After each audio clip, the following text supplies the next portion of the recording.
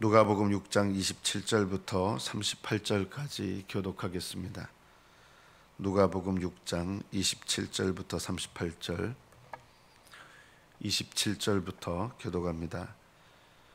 그러나 너희 듣는 자에게 내가 이르노니 너희 원수를 사랑하며 너희를 미워하는 자를 선대하며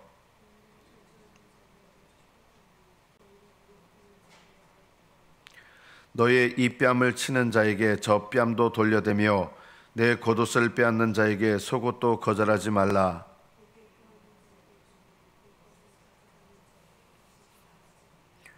남에게 대접을 받고자 하는 대로 너희도 남을 대접하라.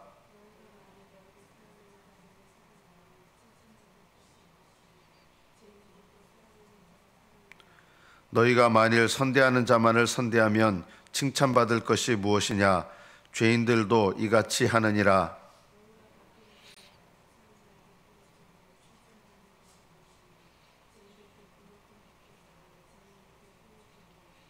오직 너희는 원수를 사랑하고 선대하며 아무것도 바라지 말고 구워주라. 그리하면 너희 상이 클 것이요 또 지극히 높으신 이의 아들이 되리니 그는 은혜를 모르는 자와 악한 자에게도 인자하시니라.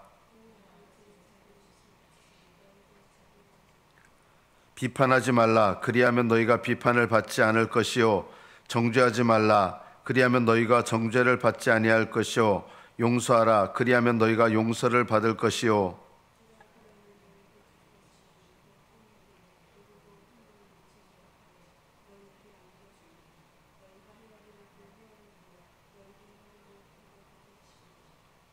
여기까지 받들어 읽겠습니다. 우리가 성경 말씀을 읽을 때 올바른 관점을 가지고 성경을 읽는 것은 너무나 중요합니다. 그러나 이 올바른 관점을 가지고 성경을 본다는 게 쉽지만은 않습니다. 왜냐하면 성경이 말씀하는 것은 항상 두 가지 측면을 같이 이야기를 하는데 우리는 그 중에 한 가지 측면만을 받아들이기가 쉽기 때문입니다. 왜 성경을 올바른 관점으로 보는 것이 어렵느냐 하면 우리는 성경을 올바른 관점으로 보려고 그러면 눈이 열려야 되거든요. 이 눈이 열리기가 쉽지 않습니다.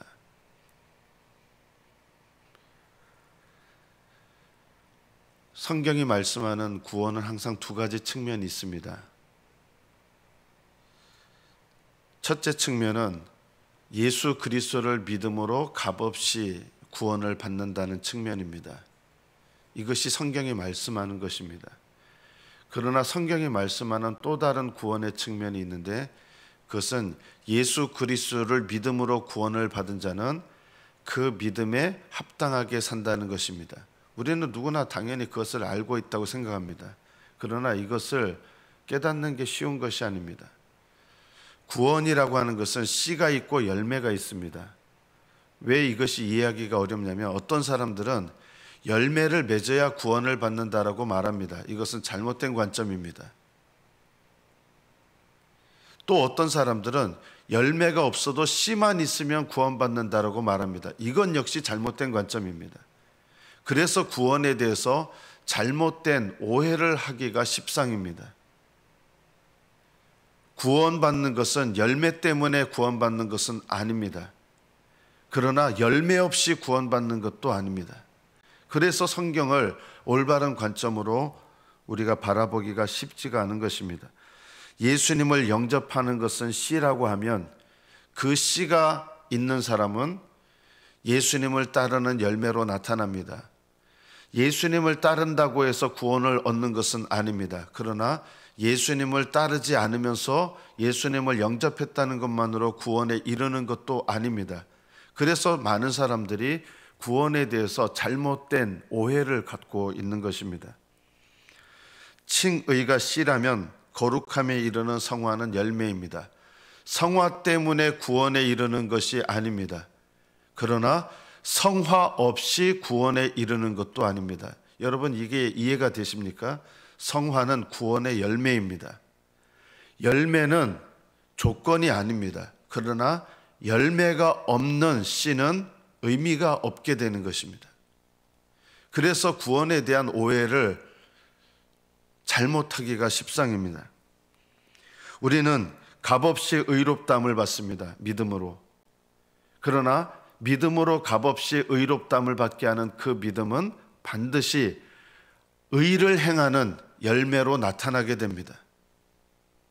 그래서 믿음은 값없이 의롭다함을 받는 것으로 끝나는 것이 아니라 의를 행하는 열매로 나타나게 됩니다. 이 열매가 없이는 그 믿음은 참 믿음의 증거가 없는 것입니다. 사람들이 이 두 가지 사이에서 늘 왔다 갔다 오해합니다. 어떤 사람은 열매가 있어야 구원을 받는 것이다 라고 해서 열매를 조건으로 이야기합니다. 이것은 성경적인 관점이 아닙니다. 구원의 조건은 오직 믿음입니다. 그러나 오직 믿음인 그 믿음은 반드시 믿음에 합당한 의를 나타내는 열매를 맺게 되어 있습니다. 열매가 없다면 그것은 구원이 없는 것입니다. 열매 때문에 구원받는 것은 아닙니다. 제가 이 이야기를 왜 이렇게 장황스럽게 하느냐? 오늘 본문의 내용은 이것입니다. 하나님의 자녀가 된다는 것은 믿음으로 값없이 됩니다. 이것은 한 측면입니다. 그럼 또 다른 한 측면이 뭡니까? 그것이 오늘의 본문이 말씀하는 겁니다. 하나님의 자녀가 된 사람들은 또 다른 측면이 있는데 그게 뭡니까? 하나님처럼 산다는 것입니다. 여러분은 이렇게 생각할 겁니다. 어떻게 우리가 하나님처럼 삽니까? 하나님이 된다는 뜻이 아니라 하나님을 닮아간다는 뜻입니다. 여러분이 하나님의 자녀가 되었다고 하면서 저는 예수님을 믿음으로 하나님 자녀가 되었음을 믿습니다 하는데 하나님처럼 닮아가는 삶이 없다? 저는 그것은 올바른 것이 아니다. 하나님의 자녀가 되었다는 열매는 하나님을 닮아서 사는 것입니다. 만약에 하나님을 닮아서 사는 것이 없다면, 냉철하게 말씀드린다면 그 사람은 하나님의 자녀가 아닙니다. 열매가 없으면 씨도 없습니다. 오늘날 이 기독교는 두 가지, 열매를 맺어야 구원받는다고 하는 것도 잘못되었지만 열매가 없이 씨만으로 구원받는다는 것도 똑같은 잘못입니다. 오히려 저는 더 위험한 잘못이다. 그래서 마지막 때가 되면 사람들은 이렇게 여길 것입니다.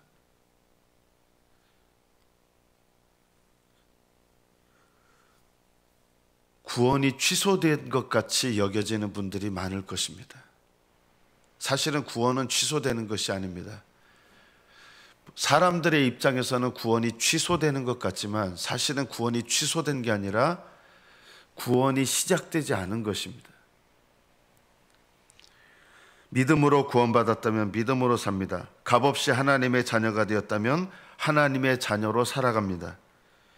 주여 주여 부른다면 주님 뜻대로 살아갑니다. 오늘 본문의 뒤에 이어지는 말씀을 내일 본문인데요. 주님께서 이 말씀의 결론이 이거예요. 너희는 나를 주여 주여 하면서 내 뜻대로 살지 않느냐. 너희들이 내 뜻대로 살지 않는다 그러면 나를 향해서 주여 주여 부른다는 게 의미가 없다. 그것은 바른 믿음이 아니다라는 것입니다. 너희들이 나를 주여 주여 부른다면 내 뜻을 행하라는 것입니다. 너희가 하나님 자녀가 되었다면 하나님 자녀답게 살라는 것입니다. 이게 구원입니다. 하나님 자녀가 되는 것도 구원이지만 하나님 자녀답게 사는 것도 구원입니다. 구원은 이 두 가지를 다 말씀하는 것입니다. 오늘날 안타까운 것은 하나님의 자녀가 되기만 하면 하나님 자녀답게 사는 게 없어도 우리는 하나님의 자녀인 것은 변함이 없습니다. 여러분, 이것은 성경이 가르치는 것이 결코 아닙니다. 성경은 이런 말씀을 가르치는 적이 없습니다. 이렇게 말씀을 전하시는 분들은 잘못된 말씀을 전하는 것입니다. 이렇게 하나님의 자녀가 되었다고 하지만 하나님 자녀답게 살지 못하시는 분들은 어떤 것을 경험하느냐? 구원이 취소되는 것을 경험합니다. 취소되는 게 아니에요, 사실은. 하나님의 자녀가 되는 것도 구원이지만 하나님 자녀답게 사는 것도 구원입니다. 성경의 구원은 이 두 가지가 하나입니다. 따로따로가 아닙니다. 그래서 오늘 말씀에 우리가 충격적인 말씀이 있어요. 35절에 보면 너희들이 이렇게 살면, 결론이 그예요. 지극히 높으신 이의 아들이 되리니. 이상하지 않습니까? 아니, 이렇게 살아야 지극히 높으신 이의 아들이 되리니, 될 것이다. 예수님은 이 말씀하셨다 저 말씀하십니까? 예수님을 영접하면 하나님의 아들이 되는데, 하나님 자녀가 되는데, 여기서 예수님 말씀은 너희들이 하나님의 자녀답게 살면 하나님의 아들이 될 것이다. 여기 될 것이다 라는 말씀은요, 하나님의 자녀답게 사는 것을 통해서 하나님의 자녀됨이 입증되는 것을 말하는 거예요. 이런 것을 행해야 자녀의 자격을 얻는다는 것이 아니라 이렇게 살아야 하나님의 자녀라는 것이 입증된다는 것입니다. 예수님 말씀의 뜻은 이거예요. 너희들이 이렇게 살아야 하나님의 자녀가 되리니, 이렇게 살아야 하나님 자녀의 자격을 얻는다는 뜻이 아니라 하나님의 자녀가 되는 자격을 얻은 사람들은 이렇게 삶을 통하여 하나님의 자녀인 것이 입증된다는 것입니다. 만약에 하나님의 자녀의 자격을 얻었다면서 세상 사람들과 똑같이 산다 그러면 그 사람은 어떤 사람이라는 것입니까? 성경의 말씀은 이것입니다. 하나님의 자녀가 된 자격을 가지고 있다면서 세상 사람들과 똑같이 산다 그러면 그 사람은 세상 사람이라는 것입니다. 하나님의 자녀가 된 자격을 가진 사람들은 하나님 자녀답게 산다는 것입니다. 이것이 성경이 말씀하는 구원입니다. 하나님 자녀답게 사는 것이 무엇입니까? 너희 원수를 사랑해라. 너희를 미워하는 자를 선대해라. 너희를 저주하는 자를 축복해라. 말은 좋잖아요. 쉽잖아요. 여러분 저주하는 사람에 대해서 이번 설 명절에 여러분 가족 친척들 만나서 뭐 좋게 즐거운 시간도 있었겠지만 여러분 가족 친척들과의 관계 속에서 여러분에게 여러분을 모욕하고 여러분을 저주하는 사람을 만날 수 있어요. 여러분을 전혀 모르는 사람들이 여러분을 저주하거나 여러분을 모욕하거나 여러분에게 불의를 행하거나 그런 일 없어요. 주로 여러분들에게 여러분을 원수같이 대하고 여러분을 모욕하고 여러분을 저주하고 여러분을 분노하게 하는 사람들이 누구예요? 대체로요, 여러분과 아는 사람들이에요. 그 사람들과의 관계 속에서 그 사람들이 너희를 원수처럼 대하고 너희를 미워하고 너희를 모욕하고 너희를 저주하고 너희에게 물질적인 해를 끼치고 손해를 끼치고 이런 사람들에 대해서 너희들은 어떻게 그들을 대하느냐 이거예요. 세상 사람들은 그런 일에 대해서 옳고 그름으로 대하기 때문에 네가 나한테 이렇게 했어? 나도 그렇게 해. 네가 나를 모욕했어? 나도 너를 모욕해. 이거 세상 사람들의 방식이라는 거예요. 이런 식으로 살아가는 사람은 하나님 자녀라고 하는 자격을 갖고 있으면서 세상 사람처럼 사는 거잖아요. 그럼 주님은 뭐라고 평가하세요? 세상 사람들처럼 살아간다면 그 사람은 세상 사람이라는 거예요. 너희들이 하나님 자녀라면 하나님 자녀답게 살 것이다. 하나님의 법을 지킬 것이다. 하나님의 법이 뭐예요? 너희를 모욕하는 자들에 대해서 그들은 너희를 모욕하는데 너희는 어떻게 한다는 거예요? 하나님 자녀는 위하여 기도한다는 거예요. 너희를 저주하는 사람들에 대해서 그 사람을 위해서 축복해 주라는 거예요. 이것이 하나님 자녀라는 거예요. 실제로 여러분은 여러분 가까운 친척들, 여러분 이런 일들이 어디서 일어나는지 아십니까? 교회 밖에서 이런 일 경험하지 않을 거예요. 교회 다니시는 분들은요. 여러분 교회 다니시는 여러분들이 여러분을 모욕하고 여러분 저주하고 이런 일들이 주로 어디서 일어납니까?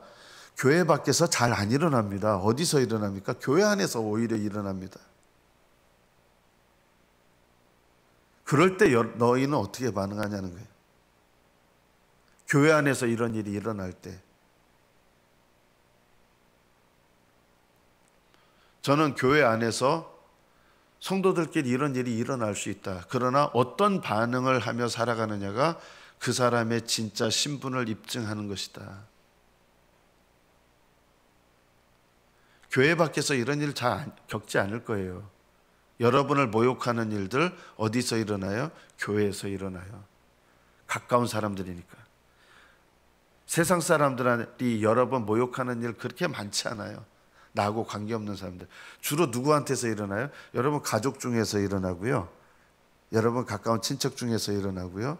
여러분 가까이 나하고 신앙생활하는 요 사이에서 이런 일들이 일어나요. 모욕받고 저주받고. 어떻게 반응합니까? 누군가 조금 다른 말로 바꾸면 누군가 너희를 째려보면 어떻게 반응합니까? 네가 날 째려봤어?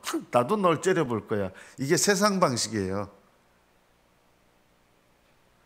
우리는 이렇게 살면서 하나님을 찬양하고 하나님의 자녀라고 스스로를 믿습니다. 오늘 본문의 말씀은 너의 이 뺨을 치는 자, 이게 저 뺨을 쳐봐 하라는 게 아니라 수치를 받는 거죠. 뺨을 맞는 건요. 기꺼이 수치를 견뎌내는 것이 하나님 자녀라는 것입니다. 그리고 그 사람에 대해서 원수같이 여기는 것이 아닙니다. 우리는 나의 뺨을 후려치는 사람을 원수같이 대합니다. 세상 죄인들, 여기 죄인들도 이같이 하느니라 3번 나옵니다. 그 다음에 죄인들이 누구냐면 안 믿는 사람들 말하는 거예요. 하나님 자녀가 아닌 사람들, 세상 사람들을 말하는 거예요. 세상 사람들도 자기한테 잘 대해주는 사람 잘 대해준다. 그거 세상 사람들도 다 그렇게 한다. 죄인들도. 하나님의 자녀들은 다른 법을 가지고 있다는 거예요. 세상 사람의 법은 네가 나한테 한 대로 나도 너에게 한다 이거예요. 하나님의 법은 뭐예요? 내가 너에게 하고 싶은 대로 내가 다른 사람에게 받고 싶은 대로 다른 사람에게 하는 거. 이게 하나님 나라의 법이에요. 교회 안에 속해 있다고, 교회 다닌다고 하나님 참 자녀는 아니에요. 여러분이 어떤 법을 따르는지를 보세요. 세상 사람의 법을 따라 살면 그 사람은 세상에 속한 사람이고, 하나님 나라의 법을 따르는 사람은 하나님께 속한 자, 하나님의 자녀입니다. 이것으로 하나님의 자녀인지 아닌지가 드러나는 것입니다. 하나님의 자녀는 하나님을 닮습니다. 왜 너희들을 모욕하는 자에게 그렇게 하라는 거예요? 하나님께서 너희들에게 그렇게 하셨기 때문이라는 거예요. 우리는 하나님께 원수였습니다. 원수였던 우리들을 위하여 예수님 죽으셨습니다. 하나님은 우리의 죄를 얼마나 자주 용서하셨습니까? 우리도 다른 사람들에게 하나님께서 우리에게 하신 대로 하나님 자녀라면, 이런 은혜를 받은 자녀라면 다른 사람한테 그렇게 해야 된다.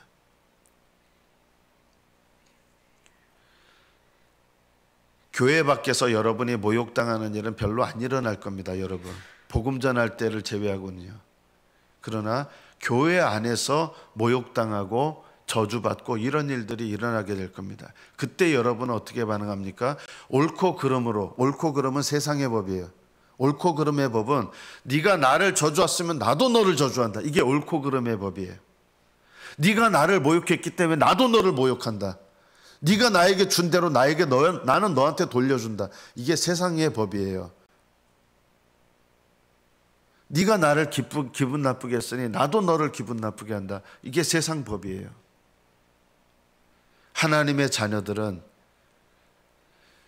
교회 안에든 세상 안에든 어디서든 하나님의 법을 따라 행한다는 것입니다. 원수를 사랑하고 선대하며 아무것도 바라지 말고 구워주라. 왜 이렇게 명령하십니까? 하나님 자녀답게 살라는 것입니다. 그러면 너희 상이 클 것이요 지극히 높으신 이의 아들이 될 것이다. 37절부터는 하나님께 속한 하나님 자녀들의 언어 생활입니다. 비판하지 마라. 정죄하지 마라. 그리고 용서하라. 예수님을 믿는 사람들이 누구한테 탁 바치면 나 그 인간 용서 못해. 이게 세상 법이라는 거예요.